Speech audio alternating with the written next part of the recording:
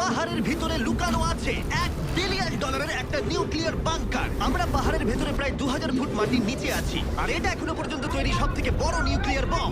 আমি তোমাদের পার্থক্য দেখাবো এই $50 মিলিয়ন নিউক্লিয়ার বাংকার, এই $30 মিলিয়ন বাংকার, এছাড়া আরো অনেক বাংকার রয়েছে, যার শুরুটা হবে এই $1 বাংকার দিয়ে। এটা সেফ। দেখা যাক ভেতরে কি আছে। ও ভেতরটা ভিজে। আমি এখন তোমাদের এই বাংকারটা ঘুরে দেখাবো। ট্যুর এখানেই শেষ হলো। এটা এক ধরনের শিপিং কন্টেনার যা মাটির নিচে চাপা পড়ে রয়েছে।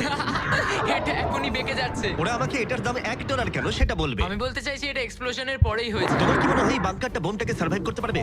না। দেখা যাক তাহলে। বোমটা ফেলো। হ্যাঁ, কি?